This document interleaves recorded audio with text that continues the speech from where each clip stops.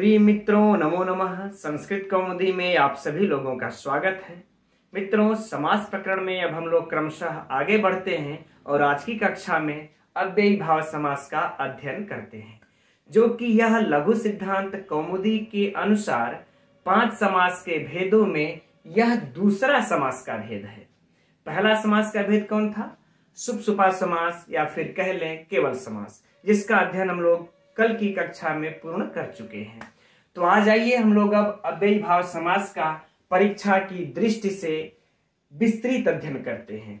तो आप लोग अपना नोट्स और अपनी बुक्स लेकर के तैयार हो जाइए और आइए इसका अध्ययन हम लोग अब प्रारंभ करते हैं। तो अव्ययी भाव समास में देखिए, जो पहला सूत्र दिया हुआ है वह है अव्ययी भाव। यह अधिकार सूत्र है। यदि आप लोगों के पुस्तक में दिया हो तो ठीक, नहीं तो लिख लीजिए, बहुत ही महत्वपूर्ण है। यह परीक्षा में उलझाता है आगे जब और भी सूत्र मिलते हैं तो ठीक। अब इसका अधिकार कहां तक चलता है? तो वृत्ति में लिखते हैं कि अधिकारो अयम, कि यह अधिकार प्राक मने पहले और तत्पुरुषात् मने तत्पुरुष सब समास के पहले तक चलता है ना। तत्पुरुष जहां पर आएगा ठीक उससे पहले तक इस अव्ययी भाव का अधिकार चलेगा, अर्थात इसके पहले तक जितने भी समास हुए हैं होंगे उनकी अव्ययी भाव संज्ञा हो जाएगी। ठीक, यह सूत्र समाप्त, विशेष नहीं है। अब आगे बढ़ते हैं। अब अगला सूत्र जो है मित्रों देखिए, अव्ययम है ना। अव्ययम, इस अव्यय का अर्थात जो समर्थ सुबंत अव्यय है इसका, ठीक, इस 16 अर्थ में, यह 16 अर्थ दिए हुए हैं, हम लोग काउंट करते हुए चलते हैं। पहला विभक्ति, दूसरा समीप, तीसरा समृद्धि, चौथा व्यर्थी, पांचवा अर्थाभाव, छठवां अत्यय, सातवां संप्रति, ठीक, आठवां शब्द प्रादुर्भाव, नौवां पश्चात, 10वां यथा, 11वां अनुपूर्व्य, 12वां योगपद्य, 13वां सादृश्य, 14वां संपत्ति, 15वां साकल्य और 16वां अंत। ठीक, इस 16 अर्थों में विद्यमान जितने भी समर्थ सुबंत होंगे, आगे बात है ना, इन 16 अर्थों में विद्यमान सभी समर्थ सुबंत जो भी शब्द आ जाएंगे इन 16 अर्थों में, वो समर्थ सुबंत का इस अव्यय के समर्थ सुबंत के साथ समास होता है। अब बातें समझ में आ गई ना।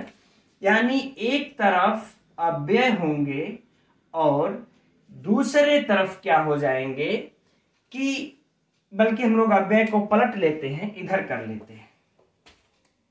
इधर देखिए यह 16 अर्थ हो जाएंगे, ठीक है, और इधर क्या हो जाएगा, यह अव्यय। ठीक, तो इस 16 अर्थों में जो भी इधर शब्द आएंगे और इधर जो है जो भी अव्यय आएंगे तो इनका क्या हो जाएगा, नित्य समास होगा। एक चीज याद रखिएगा कि अव्ययी भाव समास में नित्य समास होगा, वैकल्पिक समास नहीं चलेगा। इसकी चर्चा हम लोग कल भी कर चुके हैं। अब इस शब्द का अर्थ क्लियर हो गया कि इधर 16 अर्थ या जो 16 गिनाए गए, इधर कोई अव्यय आ जाए। याद रहे यह भी समर्थ सुबंत होने चाहिए, समर्थ सुबंत, ठीक है, और यह भी अव्यय भी समर्थ सुबंत, ठीक ना, समर्थ सुबंत, यह दोनों होंगे तभी इन दोनों में समास हो जाएगा। ठीक, नित्य समास। अब आइए हम लोग एक एक का, विभक्ति का, समीप का, समृद्धि का, एक एक का लौकिक अलौकिक विग्रह करते हुए सिद्धि के साथ इसका देखते हैं।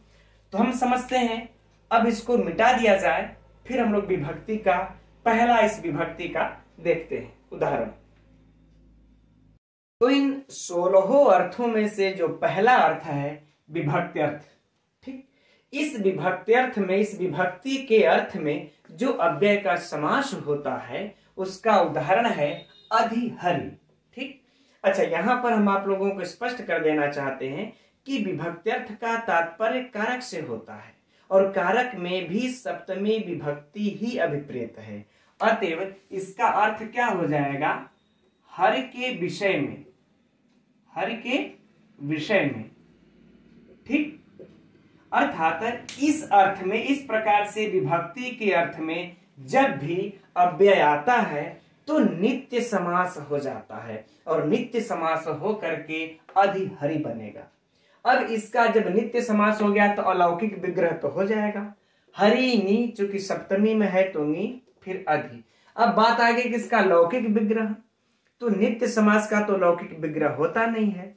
अगर विग्रह करना होगा तो हम लोग अस्वपद विग्रह करते हैं। अस्वपद विग्रह अर्थात इसका स्व पद नहीं होगा, एक इसका तो पद रहेगा, ये हरव वाला हरि का। लेकिन देखिए ये दूसरा हम इसका खुद का नहीं रहता है। जैसे देखिए अधि यहां पर नहीं है, यह दूसरा हम लोग इत लिए है ना, तो इसको स्वपद विग्रह नहीं, अस्वपद विग्रह यह होता है इसका। यह हो गया लौकिक विग्रह। यह आप हम लोग याद रखेंगे क्योंकि यह बार बार परीक्षा में पूछा हुआ प्रश्न है। ठीक, अब आइए हम लोग इसके सिद्धि में चलते हैं। तो देखिए हरि नी अधि। अब इस हरि नी का अधि, यह भी सुबंत है, यह भी सुबंत है, सुप इसके अंत में है। ऐसा मत आप लोग समझिएगा कि सु नहीं लिखा है तो कहां से होगा। यह अव्यय है, इसके आगे जब सु आदि की उत्पत्ति होती है तब व्यादाप सुपह से लोप हो जाता है, इसलिए सिर्फ अधि ही बचता है। ठीक, राइट। अब यह हो गया। अब देखिए बात ये उठती है यहां पर प्रश्न कि अधि को पहले रखा जाए कि हरि को पहले रखा जाए। अब जब यह प्रश्न उठता है तब हम लोगों का अगला सूत्र आ जाता है प्रथमा निर्दिष्टम समास उपसर्जनम। चलिए उस सूत्र को मैं यहां पर लिख लेता हूं।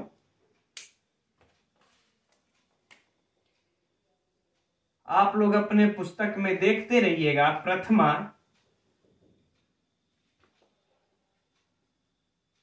निर्दिष्टम समास उपसर्जनम। अब यहीं पर हम लिख करके इसको हम बता देते हैं। देखिए यह कौन सी, यह कैसा सूत्र है? यह देखिए संज्ञा सूत्र है। कैसा सूत्र है? संज्ञा सूत्र है। और क्या करता है ये? कौन सी संज्ञा? तो उपसर्जन संज्ञा करता है। ठीक, कि प्रथमा से निर्दिष्ट समास में, जो समास के सूत्र में जो समास का विधि सूत्र होता है, उस विधि सूत्र में जो प्रथमा से निर्दिष्ट होता है उसकी उपसर्जन संज्ञा होती है। यह देखिए सूत्र किस लिए है? इसका इन दोनों के झगड़े का निवारण करने के लिए कि पहले हम रहेंगे तो हरि कहेगा पहले हम रहेंगे।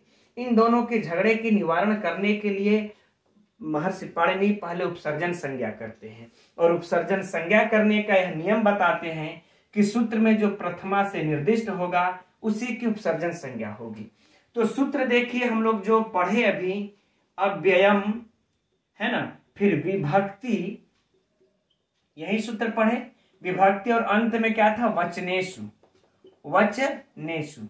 तो यह तो सब पद मिले हुए थे, और लास्ट में यह वचनेषु कौन सी विभक्ति है? सप्तमी। और यह कौन सी विभक्ति है? प्रथमा, है ना। तो यहां पर देखिए इस जो अव्ययम विभक्ति समीप समृद्धि जो सूत्र है, इसमें यह प्रथमा से निर्दिष्ट है, अब बाकी सब सप्तमी से निर्दिष्ट है। ठीक, और यह सूत्र ही कह रहा है कि प्रथमा से जो निर्दिष्ट होगा उसकी उपसर्जन संज्ञा होगी। तो इस अव्यय की उपसर्जन संज्ञा हो गई। अर्थात अब हम लोग इस अलौकिक विग्रह में देखेंगे कि इसमें उपसर्जन अरे इसमें अव्यय कौन है? इस हरि और अधि में देखिए अव्यय कौन है? अधि। तो इसकी अब कौन सी संज्ञा हो जाएगी? उपसर्जन संज्ञा। आगे बातें समझ में नहीं इस अधि की। ठीक, अब उपसर्जन संज्ञा हो जाने के बाद अब अगला सूत्र लाते हैं। इस उपसर्जन संज्ञा करने का उद्देश्य जो था इस सूत्र में सिद्ध करते हैं, उपसर्जनम पूर्वम, उपसर्जनम पूर्वम। अर्थात कहते हैं कि जिसकी उपसर्जन संज्ञा हो जाती है उसका पूर्व में, उसको पूर्व में हम रखते हैं। अब देखिए इन दोनों का झगड़े का निवारण हो गया कि जिसकी उपसर्जन संज्ञा होगी उसको पूर्व में रखा जाएगा। तो चलिए हम लोग इसको पूर्व में रख देते हैं। जब इसको पूर्व में रख देंगे तो हम लोग क्या बन जाएगा? अधि धन हरि, उसके बाद नी, है ना। इसके बाद क्या बन जाएगा, यह नी बन जाएगा। अब देखिए कि अब यहां पर अब इसकी कृत तद्धित समासाश्च से प्रातिपदिक संज्ञा होगी। इसकी ये जो समास हुआ है किससे प्रातिपदिक संज्ञा होगी, कृत तद्धित समासाश्च से। चलिए यहां पर लिख लेते हैं, कृत तद्धित समासाश्च सूत्र से प्रातिपदिक संज्ञा। आ गई बातें समझ में, प्रातिपदिक संज्ञा हो गया। अब जैसे ही इसकी प्रातिपदिक संज्ञा इस पूरे शब्द समूह की हो जाती समास की, वैसे ही अगला सूत्र फिर लागू हो जाता है। कौन सा सूत्र, सुपो धातु प्रातिपदिकयोः। यह सूत्र क्या कहता है कि जो प्रातिपदिक होते हैं उसमें सुपो यानी जो सुप होते हैं इनका लोप कर देना चाहिए, इसका लोप कर देता है। तो सुपो धातु प्रातिपदिक से लोप हो जाता है, किसका, सुप इत्यादि का। तो यहां पर देखिए यह सुप है, लगा हुआ विभक्ति जो लगी हुई है सुप, इसका लोप हो करके क्या बन जाएगा, अब देखिए अधि धन हरि, यह बन गया। अब हम लोग इसको मिला देंगे तो क्या हो गया, अधि हरि, है ना। अब यह हमारा समास हो गया। अब यहां पर हमारा अगला सूत्र काम करता है। वह अगला सूत्र कौन काम करता है, एक देश विकृत, एक देश विकृत, यानी कि जो अगर किसी का एक एरिया अगर खंडित हो जाए, एक देश विकृत एक देश विकृत मनन्यवत, है ना, कि अगर किसी का एक एरिया खंडित हो जाए तो भी वह उसी की वही संज्ञा रहती है, वह बदलती नहीं है। जैसे हीरा है, उसका एक भाग टूट गया तो भी वह हीरा ही रहता है। तो यह इसकी जो प्रातिपदिक संज्ञा थी तो वो बनी रहेगी, भले सु आदि विभक्तियों का लोप हो गया है तो क्या से। अब जब प्रातिपदिक संज्ञा जब बनी है तो अब हमको जब प्रयोग करना होगा तो हम सु आदि की उत्पत्ति करेंगे, जिस विभक्ति में हमको प्रयोग करना होगा। तो हम सु आदि की उत्पत्ति कर दिए, ठीक। अब देखिए, अब यहां उत्पत्ति कर देने के पश्चात एक और सूत्र आ जाता है हम लोगों का, वह सूत्र है अव्ययी भावश्च। यह बहुत ही महत्वपूर्ण सूत्र है मित्रों, यह परीक्षा में पूछ चुका है पिछले बार के एलटी में। अभी अव्ययी भाव सूत्र आएगा तब उस पर इसकी चर्चा करके हम बताएंगे। यह सूत्र एक आ जाता है जो कि कहता है कि यह इसकी अव्यय संज्ञा कर देता है। यह क्या करता है, अव्यय संज्ञा, यह नोट कर लीजिएगा। अव्ययी भावस्य सूत्र लघु सिद्धांत कौमुदी में 2 बार आए हैं, यह आगे जब आएगा तो चर्चा होगी। लेकिन यह सूत्र 370 किसी बुक में 371 नंबर पर दिया है, इसको नोट कर लीजिएगा। यह सूत्र आकर के इसकी अव्यय संज्ञा कर देता है, और जब इसकी अव्यय संज्ञा हो जाती है तब फिर एक अगला सूत्र आता है, कौन सा, अव्ययादाप सुपः, अव्ययादाप सुपः। यह सूत्र आकर के इसके जो सु आदि की विभक्ति का है वह क्या कर देता है, लोप कर देता है। अव्ययादाप सुपः सूत्र आकर के लोप कर देता है, और जब इसका लोप हो जाता है तो क्या बच जाता है, अधि हरि, अधि हरि। अब आगे बातें समझ में ना, और ये रहा अधि हरि, अब सिद्ध हो गया आप लोगों का, ठीक है मित्रों। तो इसका यही क्रम देखिए, यहां पर आकर के भले ही अन्य समासों में चेंज हो, लेकिन प्रत्येक समास में यही होगा कि पहले जो शब्द होंगे उनका लौकिक विग्रह, पुनः लौकिक विग्रह, फिर हम लोग उसमें देखेंगे कि किसकी उपसर्जन संज्ञा हो रही है, तो उसकी हम प्रथमा निर्दिष्टम समास उपसर्जनम से उपसर्जन संज्ञा करके उसको पूर्व में रखेंगे, उपसर्जनम पूर्वम सूत्र के द्वारा उसको पूर्व में रख देंगे। फिर हम लोग कृत तद्धित समासाश्च सूत्र से प्रातिपदिक संज्ञा करेंगे, फिर सुपो धातु प्रातिपदिकयों से इसके सुप इत्यादि का लोप कर देंगे, है ना, इसके सुप इत्यादि का लोप कर देंगे। और लोप हो जाने के बाद फिर से पुनः सु आदि की उत्पत्ति करते हैं, क्योंकि एक देश विकृत मनन्यवत सूत्र से उसकी प्रातिपदिक संज्ञा अक्षुण्य बनी रहती है। फिर जब सु आदि की उत्पत्ति कर देंगे तो अब यहां पर आने के बाद यहां तक तो प्रक्रिया सब सेम रहेगी हर जगह पे, लेकिन यहां पर आने के बाद कहीं कहीं अब जैसे जैसे हम लोग बढ़ते जाएंगे आगे तो परिवर्तन होता जाएगा। जैसे अब यहां पर सु हुआ तो अव्ययी भावच सूत्र आकर के अव्यय संज्ञा कर दिया। अव्यय संज्ञा करने से इसका जो है कि अब शुभ का अव्यादाप सुपह सूत्र से लोप हो गया। अब बच गया आदि हरि। अब आगे बातें समझ में ठीक है। अब हम लोग अब आगे बढ़ते हैं। जो अगला सूत्र है अव्ययी भावस्य, इसी सूत्र को हम लोग पुनः देखते हैं। देखिए अगला जो सूत्र है वह है अव्ययी भावस्य। यह सूत्र मित्रों बहुत बहुत महत्वपूर्ण है, क्योंकि इससे संबंधित प्रश्न अभी पिछले जो एलटी की परीक्षा हुई उसमें पूछा था कि अव्ययी भाव समास की नपुंसक संज्ञा किस सूत्र से होती है। यह भी दिया था और भी दिया था। ठीक, तो हम लोग इस सूत्र को जरा ध्यान से पढ़ते हैं। तो देखिए यह सूत्र लघु सिद्धांत कौमुदी में भी और अव्ययी भाव समास में भी दोनों जगह पर दोनों ग्रंथों में दो दो बार पढ़ा हुआ है। ठीक, तो जो लघु सिद्धांत कौमुदी में जो समास प्रकरण में अव्ययी भाव समास के अंतर्गत जो यह सूत्र पढ़ा हुआ है, इसका क्रम लघु सिद्धांत कौमुदी में जो है वह है 2, 4, 18, अर्थात कि दूसरे अध्याय के चौथे पाद का 18वां सूत्र है। ठीक, और यह पुनः जो लघु सिद्धांत कौमुदी में यह सूत्र पढ़ा हुआ है 370, किसी ग्रंथ में किसी पुस्तक में 71 पर दिया होगा, किसी पुस्तक में 71 पर दिया होगा।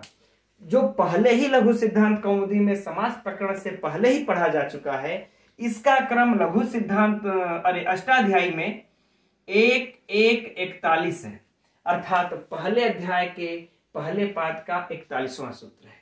ठीक, तो देखिए इन दोनों का कार्य अलग अलग है। क्या, अब जो देखिए समास प्रकरण में अव्ययी भाव समास के अंतर्गत यह अव्ययी भाव सूत्र आया है, यह क्या करता है, जो अव्ययी भाव समास होता है उसकी नपुंसक संज्ञा करता है। क्या करता है, नपुंसक संज्ञा। आगे बातें समझ में ना। और जो लघु सिद्धांत कौमुदी में पहले ही आ चुका है 370-71 नंबर पे लगभग, यह अव्ययी भाव सूत्र कौन सी संज्ञा करता है, अव्यय संज्ञा करता है। ठीक, आगे बातें समझ में ना। तो देखिए यह दोनों सूत्र एक ही हैं, लेकिन दोनों सूत्रों का वर्क अलग अलग है। यह भी संज्ञा सूत्र, याद रहे, देखिए यह भी संज्ञा सूत्र है और यह भी संज्ञा सूत्र है दोनों, बस फर्क इतना है यह अव्यय संज्ञा करता है और यह नपुंसक संज्ञा करता है। तो जब भी परीक्षा में दिया था तब भी भावस्य भी दिया था, अव्ययी भाव भी दिया था, जो कि अभी हम लोग आज अधिकार सूत्र में पढ़े। अव्ययी भाव भी दिया था, अव्यादाप सुपह भी दिया था। ऐसे मिलते जुलते ऑप्शन जो कि कंफ्यूज करे आप लोगों को। ठीक, तो हम लोगों को देखिए यह सूत्र क्या करता है, नपुंसक संज्ञा। अब इनका देखिए नपुंसक संज्ञा करने का क्या उद्देश्य है। ठीक, और अव्यय संज्ञा भी करने का क्या उद्देश्य है। तो हमने अभी कहा ना, जो हम लोगों ने अभी पढ़े अव्यय संज्ञा करने का उद्देश्य कि जो कि अधि हरि हम लोग जब बनाए तो इसके बाद ये तो अव्ययी भाव समास हुआ ना, अव्ययी भाव समास है। तो इस अव्ययी भाव सूत्र से जब इसकी अव्यय संज्ञा हो गई थी तो जो सु आदि की उत्पत्ति हुई, इस सु का अव्यादाप सुपह से लोप कर सके। चूंकि अव्यादाप सुपह जो सूत्र हो तो यही कहता है कि अव्यय के बाद, अब इसकी अव्यय संज्ञा हो चुकी है अधिहरि की, तो अव्यय के बाद सु आदि विभक्ति का लोप कर दिया जाए, अव्यादाप सुपह सूत्र कहता है। तो लोप कर दिया, और जब लोप कर देता है तो बस क्या बच जाता है, अधिहरि। ठीक, आगे बातें समझ में। अब इस नपुंसक संज्ञा करने का इस सूत्र से क्या उद्देश्य है। इस सूत्र से नपुंसक संज्ञा करने का उद्देश्य है कि जैसे जब हम अधिगोपा का बनाते हैं तो क्या बन जाता है विग्रह, अधिगोपा क्या बनता है, अधिगोपा। अब इस दीर्घ को ह्रस्व करने के लिए, इस दीर्घ को ह्रस्व करके क्या करेंगे, यहां पर अधिगोप। अधिगोप करने के लिए इन्होंने नपुंसक संज्ञा किया। अब अधिगोप क्यों हो जाएगा, तो देखिए एक सूत्र आता है ह्रस्वो नपुंसके प्रातिपदिकाश्च, है ना, ह्रस्वो नपुंसके प्रातिपदिकस्य। ठीक, तो इस सूत्र से जिसकी नपुंसक संज्ञा हो जाती है उसके इस दीर्घ को ह्रस्व कर देता है। तो यहां पर जो आ रहेगा, यहां पर अ हो जाएगा किस सूत्र से, ह्रस्वो नपुंसके प्रातिपदिकस्य। ठीक, ह्रस्वो नपुंसके प्रातिपदिकस्य। तो अब आप लोगों को यह भी क्लियर हो गया कि नपुंसक संज्ञा करने का जो अव्ययी भाव समास हो जाता है उसका नपुंसक संज्ञा करने का क्या उद्देश्य है, इसके दीर्घ को ह्रस्व करना, और इसका ये सूत्र के द्वारा इस अव्ययी भाव समास के अव्यय संज्ञा करने का क्या उद्देश्य है, सुआदि विभक्तियों का लोप कर देना। आगे बातें समझ में ना। ठीक, अब हम लोग अधिगोपा से अधिगोपम कैसे बनता है, अब इसकी पूर्ण सिद्धि को देखते हैं। ठीक, तो अब उसी सूत्र में इसकी नपुंसक संज्ञा और ह्रस्व का भी उपयोग हो जाएगा। भाई इसकी पूरी सिद्धि को देखते हैं। आइए देखते हैं अधिगोपम की सिद्धि, और इसमें अव्ययी भावस्य और ह्रस्व नपुंसके प्रातिपदिकस्य का क्या रोल है, क्या कार्य है। ठीक, तो यह भी देखिए अधिगोपम विभक्ति अर्थ का ही उदाहरण है, क्योंकि यह भी मित्रों परीक्षा में पूछता है दे करके इसमें किस अर्थ में समास हुआ है, विभक्ति अर्थ में, समीप अर्थ में, समृद्धि अर्थ में। तो यह याद रहे किसमें, देखिए विभक्ति अर्थ में ही समास हुआ है। ठीक, अब इसका अलौकिक विग्रह क्या हो जाएगा, गोपा गी धन अधि, और लौकिक विग्रह गोपी धन गोपी इति। ठीक, अब इसमें देखिए यह हो गोपा गी अधि हो जाने के बाद इसमें किस सूत्र से समास हुआ है, हमने थोड़ा सा पिछले सूत्र में, पिछले वाला जो हम लोग अधिहरि पढ़े उसमें हम यह बात बताना भूल गए, किस गोपांगी अधि में किस सूत्र से समास होगा, याद रहे मित्रों कि अव्ययम विभक्ति समीप समृद्धि ही टोटल जितने 16 अर्थ होंगे यही सूत्रवा समास करेगा। तो इसी सूत्र से इसमें समास हुआ। अगर मान लेते हैं परीक्षा में यही पूछ दिया कि अधिगोपम में किस सूत्र से समास हुआ है ना, अव्ययी भावस्य भी देगा, उदाहरण में अव्ययी भाव देगा, अव्ययम समीप समृद्धि भी देगा, तो किस सूत्र से समास हुआ है, अव्ययम विभक्ति समीप समृद्धि वाले सूत्र से इसमें समास का विधान हुआ है। आगे बातें समझ में ना। तो चलिए यह समास हो गया। अब समास इसमें हो जाने के बाद अब जब बात होगी कि किसको पूर्व रखा जाए, तो वही प्रथमा निर्दिष्टम समास उपसर्जनम यही सूत्र आएगा, और इसमें जो सूत्र में प्रथमा से, जैसा कि हम लोगों ने भी चर्चा किया, जो प्रथमा से निर्दिष्ट है उसकी उपसर्जन संज्ञा हो जाएगी, अर्थात इस अव्यय की उपसर्जन संज्ञा हो जाएगी। फिर उपसर्जन संज्ञा हो करके उपसर्जनम पूर्वम, उपसर्जनम पूर्वम इस सूत्र के द्वारा इसका क्या हो जाएगा, पूर्व में प्रयोग, और पूर्व में प्रयोग होकर के क्या हो जाएगा, अधि। ठीक, अधि धन गोपागी। यहां तक तो सेम है जैसा कि हमने कहा वहां पर कि हर जगह हम लोगों को यही ध्यान देना है। अब फिर लिखने की कोई जरूरत नहीं है, अब यहीं से समझ लेते हैं हम लोग कि कृत तद्धित समासास सूत्र से इसकी फिर पुनः जो प्रातिपदिक संज्ञा होगी, फिर सुपो धातु प्रातिपदिकों से इसके इस सु आदि विभक्तियों का लोप हो जाएगा। लोप हो करके क्या बन जाएगा, अधिगोपा। राइट, अब उसको बार बार पढ़ने की जरूरत नहीं है, बन गया अधिगोपा। अब देखिए अधिगोपा बनने के बाद अब यहीं पर अब इस सूत्र का उपयोग आता है ना। कौन सा, यह जो हम लोगों ने अभी पढ़ा अव्ययी भावश्च सूत्र। कौन पढ़े थे हम लोग, अव्ययी भावश्च, अव्ययी भावश्च। यह सूत्र क्या कर दिया, अब इसकी नपुंसक संज्ञा किया। क्या किया, नपुंसक संज्ञा किया। ठीक, जब यह सूत्र इसकी नपुंसक संज्ञा कर देगा तब तुरंत अगला सूत्र आ जाएगा। कौन अगला सूत्र आ जाएगा, ह्रस्व नपुंसके। ठीक, ह्रस्व नपुंसके, आप लोग इस सूत्र को देख लीजिएगा। 243 के लगभग लघु सिद्धांत कौमुदी में पढ़ा हुआ है। इस सूत्र से जब इसकी नपुंसक संज्ञा हो जाती तो इसको ह्रस्व करके क्या हो गया, अधिगोप। अधिगोप, ठीक। अब हम लोग इसमें क्या करेंगे, सुआदि की उत्पत्ति कर देंगे, है ना। अब सुआदि की उत्पत्ति कर देते हैं।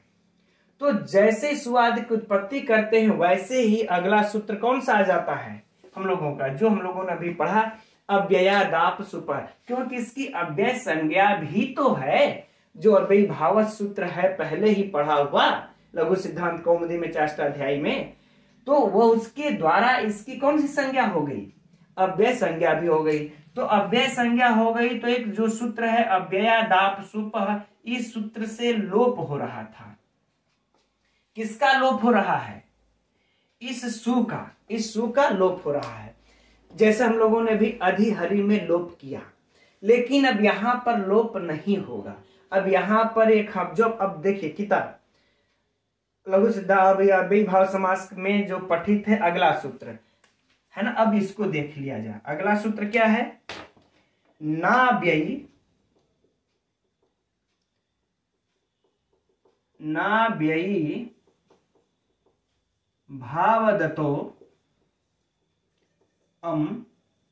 भावदतोम त्वपंचम्या, यही लिख ले, यहां लिख देते हैं त्वपंचम्या।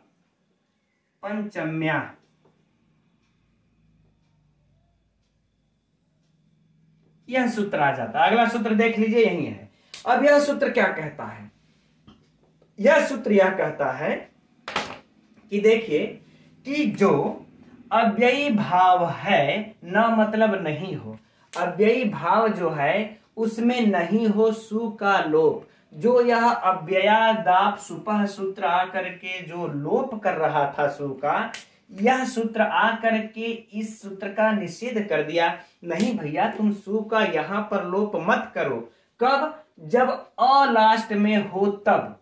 यदि अ लास्ट में होगा तभी लोप करेगा, है ना। देखिए हम लोग जब अधिहरि का पढ़े थे, अधिहरि का, तो अधिहरि में सु का लोप हो गया था अव्ययादाप सुपः सूत्र से। क्यों, क्योंकि इसके लास्ट में ई था, अ नहीं था। ई था, अ नहीं था। लेकिन यह लोप का यह वाला सूत्र नाव्ययी भावदतोम त्वपंचम्या कब निषेध करेगा, जब लास्ट में अ होगा, अकारांत। तो यहां पर देखिए अ तो हो गया है।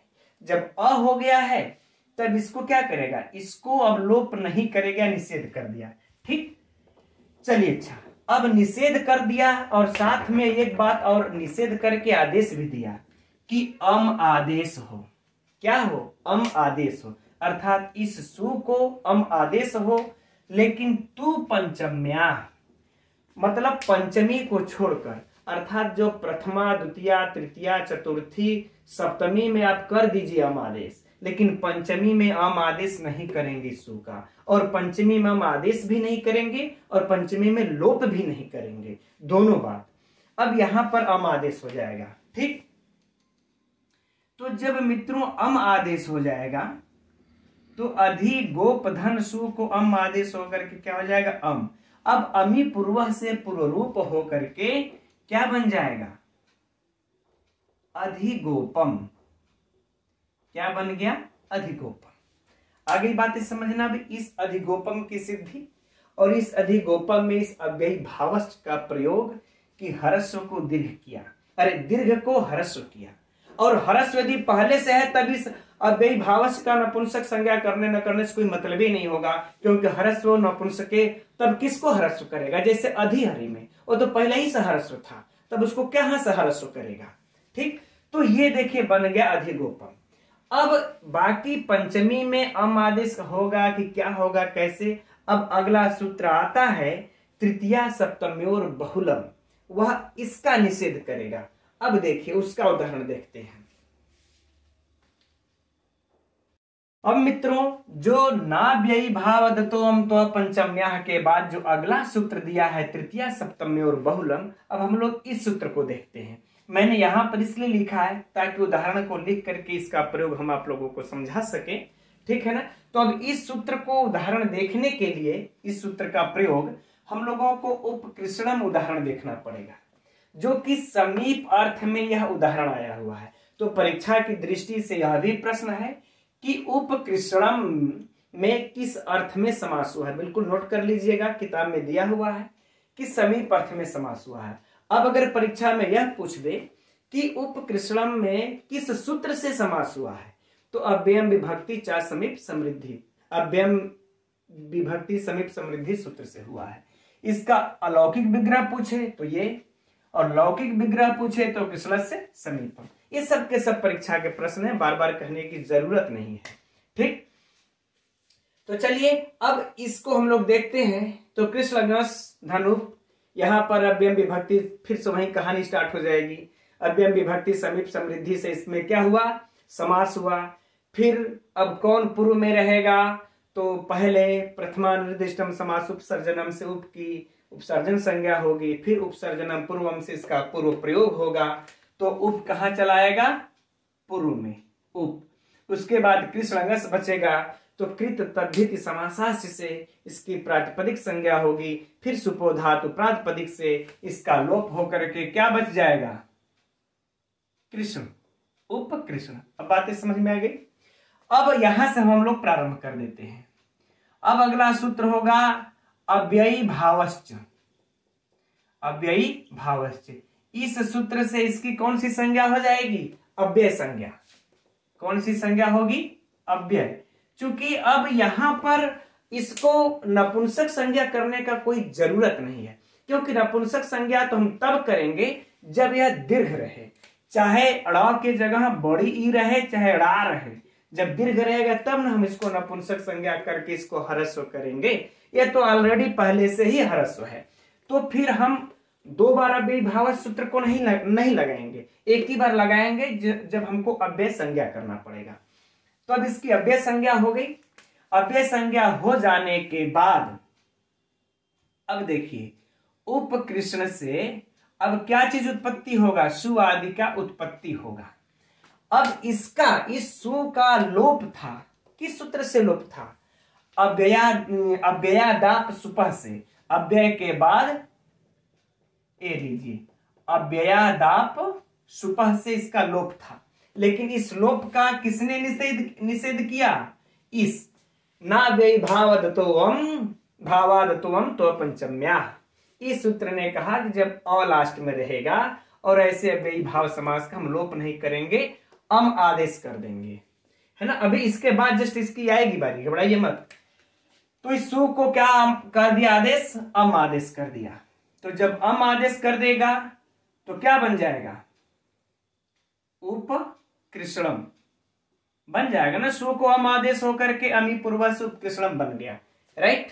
तो ये एक तो बन गया। हम लोगों को अब क्या करना है, ठीक, ये तो प्रथमा में बन गया, है ना। इसको हम लोग यहां पे लिख लेते हैं, तब डिस्टर्ब नहीं करेगा ये। चलिए हम लोगों ने मान लिया यह बन गया, क्या बन गया, उपकृष्णम। ठीक, अब आगे बढ़ते हैं। अब यही की बातें आते हैं अब अगले सूत्र में। कहते हैं कि तृतीया सप्तमी और बहुलम, कह रहे हैं कि तृतीया और सप्तमी में बहुलता से यह जो अम आदेश यहां पर आप कर रहे थे, ये तृतीया और सप्तमी में बहुलता से होगा, अर्थात एक बार होगा एक बार नहीं होगा। तो जब हमने सु लगाया था, प्रथमा में लगाया था, तो प्रथमा में तो कोई दिक्कत है ही नहीं, प्रथमा में तो बन ही गया। अब हम लोग एक बार इसको तृतीया का लगा करके देखते हैं। तो अब उपकृष्ण धन टा लगा देते हैं, तृतीया में क्या होगा, टा।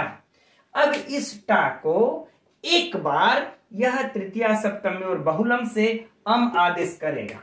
तो एक बार जब इसको अम आदेश कर देगा तो क्या बन जाएगा, उपकृष्णम। उपकृष्ण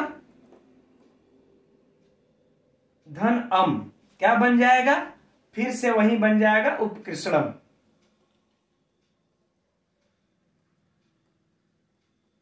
ये उपकृष्णम बन गया। ये यहां पर यह क्या रहा हम लोगों का, ये तृतीया में बना है, और यह देखिए प्रथमा में बना है।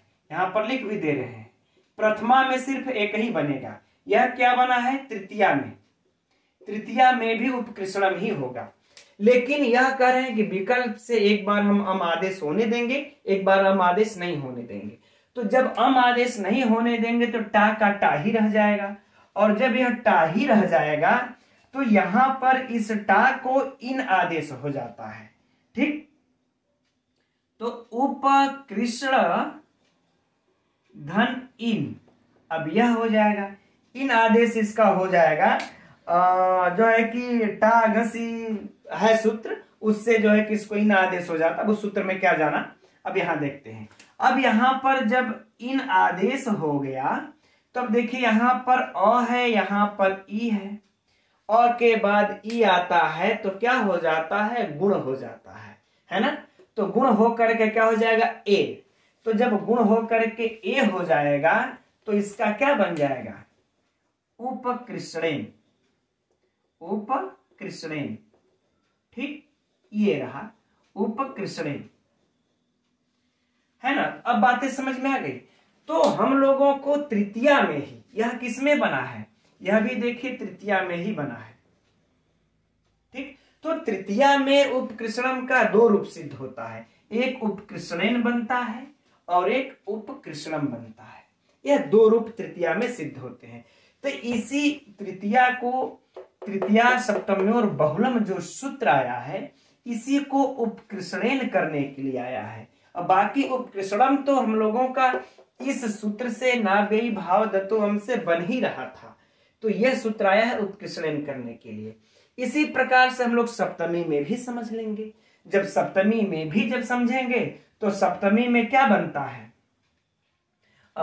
उपकृष्णे, है ना। सप्तमी का जो होगा ngस, तो क्या हो जाएगा, उपकृष्णे। तो एक बार सप्तमी में उपकृष्णम बनेगा और एक बार अब फिर पुनः क्या जाना, उसी सिद्धि में हम लिख दे रहे हैं उपकृष्णे। ठीक, एक बार ये बन जाएगा। अब बात आती है पंचमी की, क्योंकि कहते हैं तो पंचम्या, पंचमी में अम आदेश होगा ही नहीं, ना ही सु का लोप होगा, यह आप हम लोगों को नोट कर लेना है। ठीक, तो जब पंचमी में अम आदेश भी नहीं होगा, हम मित्रों इसका लास्ट में सारणी अभी बनाएंगे और सारणी बना करके दिखा देंगे कैसे कैसे क्या क्या बन रहा है। तो अब यह पंचमी में ना ही सु का लोप होगा और ना ही अम सु को अम आदेश होगा, तो क्या हो जाएगा, आत होता है ना। तो जो पंचमी में बनेगा वो बन जाएगा उपकृष्णात्, उपकृष्णात्। तो इसका देखिए तीनों रूपे बनते हैं। ठीक है ना। अब हम आप लोगों को इसका एक चार्ट खींच करके प्रथमा विभक्ति में, हाँ, और प्रथमा से लेकर के सप्तमी तक बता दे रहे हैं। तो मित्रों ये रहा अव्ययी भाव में उपकृष्ण का जब समास होगा तो समास का रूप कैसे चलेगा, क्योंकि परीक्षा में यह पूछ सकता है कि उपकृष्णम का जो समास होगा वह प्रथमा विभक्ति, तृतीया में, पंचमी में, सप्तमी में क्या बनेगा। ठीक है, तो इस दृष्टि से आप लोगों को चार्ट अत्यंत महत्वपूर्ण है। अब आइए समझते हैं। देखिए जो प्रथमा में होगा वह उपकृष्णम चूंकि अव्यय हो जाता है तो उपकृष्णम, उपकृष्णम, उपकृष्णम। ठीक, तीनों एक वचन, द्विवचन, बहुवचन में तीनों में इसका जो रूप चलेगा, प्रथमा में उपकृष्णम, उपकृष्णम, द्वितीया में भी उपकृष्णम, उपकृष्णम, उपकृष्णम, दोनों में रहेगा। चूंकि यहां पर तो सु को अम आदेश होगा, किस सूत्र से, है ना, वही ना व्यय भाव भावादत्वम तो पंचम्या, इस सूत्र से क्या होता है, अम आदेश होकर के अमी पूर्वा से पूर्वरूप होकर के सब में उपकृष्णम, उपकृष्णम हो जाएगा। अब बात आ गई तृतीया की। तो तृतीया में देखिए विकल्प से कर रहा है, विकल्प से अम आदेश होगा, एक बार नहीं होगा, तो तृतीया में दोनों रूप बनेंगे। तो जब अम आदेश होगा तब क्या बन जाएगा, तब उपकृष्णम। ठीक, तो उपकृष्णम, और जब अम आदेश नहीं होगा टा हो जाएगा, तो दो रूप बन जाएगा उपकृष्णेन। तो मान लेते हैं अगर परीक्षा में इस प्रकार से पूछ दे कि उपकृष्णम का व्यय भाव समास में बनेगा उपकृष्णम, उपकृष्णेन उपर्युक्त दोनों, तो दोनों। ठीक, यह एक वचन में हुआ। अब द्विवचन में क्या बनेगा, तो द्विवचन में देखिए जो यह उपकृष्णम है यह तो रहेगा ही रहेगा, यह उपकृष्णम तो रहेगा ही रहेगा यहाँ पर। ठीक, और बाकी में इसमें बदलाव नहीं आएगा, क्योंकि हम आदेश हो रहा है जब और इसके बाद जब टा भ्याम होगा, टा भ्याम भिस, तो जब भ्याम होगा तब उपकृष्णेन उपकृष्णाभ्याम हो जाएगा। तो द्विवचन में भी दो रूप इसके बनेंगे, एक तो उपकृष्णम, एक उपकृष्णाभ्याम। ठीक उसी प्रकार से बहुवचन में भी एक बनेगा उपकृष्णम बनेगा और एक बनेगा उपकृष्ण ही, चूंकि टाभ्याम भीस, भीस जब लगेगा तो उपकृष्ण ही, और जब भीस को जब अम आदेश हो जाएगा तो उपकृष्णम। ठीक, यह किससे बन जा रहा है ना, यह बन जा रहा हम लोगों ने जो अभी सूत्र अध्ययन किया, तृतीया सप्तमी और बहुलम, इस सूत्र से यहां पर जो है कि यह विकल्प से लगकर यह बन रहा है। ठीक, अब चतुर्थी के लिए तो कोई बात ही नहीं है, इसके अंदर कोई बात नहीं है, इसलिए सु को अम आदेश होकर के अमी पूर्वा से उत्कृष्णम ही बनेगा तीनों विभक्तियों में, तीनों वचनों में। ठीक, अब बात आ जाती है पंचमी की। तो पंचमी में तो इन्होंने कह दिया कि सु का लोप भी नहीं करना है, सु को अम आदेश भी नहीं करना है, जो बनता है वो बनेगा, कुछ उसमें हेर फेर नहीं करना है। तो जब कुछ करना ही नहीं है तो जैसे बनता है, कृष्ण का रूप जैसे चलता है, उपकृष्णात् उपकृष्णाभ्याम उपकृष्णेभ्यः, तो यही तीनों बन जाएगा, इसमें कोई हेर फेर नहीं।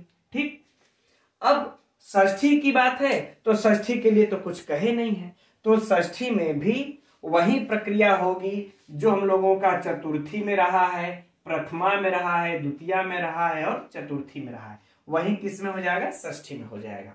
तो षष्ठी में भी उपकृष्णम उपकृष्णम उपकृष्णम, सु को अम आदेश अमी पूर्व से पूर्व रूप। अब बात आ गई सप्तमी में। तो सप्तमी में इन्होंने कह रखा है कि सप्तमी में भी एक बार विकल्प से सु को अम आदेश होगा, एक बार मतलब सु को क्या सप्तमी में जो लगेगा है ना, ngस जो होगा उसको जो है कि एक बार अम आदेश होगा, एक बार आदेश नहीं होगा, सु तो प्रथमा में ही रहेगा। तो अब एक बार जब अम आदेश हो जाएगा तो कृष्णम, और जब अम आदेश नहीं होगा तो कृष्णे। ठीक उसी प्रकार से द्विवचन में भी जब अम आदेश हो जाएगा तो उपकृष्णम ये, और नहीं आदेश होगा तो कृष्णयोः उपकृष्णेषु, यहां पर भी दो बन जाएगा। तो मित्रों हम लोगों को यह ध्यान रखना है कि यहां पर इस कहां पे, यहाँ पे ये जो एक षष्ठी है, एक चतुर्थी है, एक द्वितीया है और एक प्रथमा है, इन चारों में तो समान बन रहे हैं, उपकृष्णम उपकृष्णम उपकृष्णम। बाकी तृतीया में दो दो रूप बन रहे हैं और सप्तमी में भी दो दो रूप बन रहे हैं, तृतीया में और सप्तमी में दो दो रूप। ठीक, यहां पर इस तृतीया में और इस सप्तमी में दो दो रूप।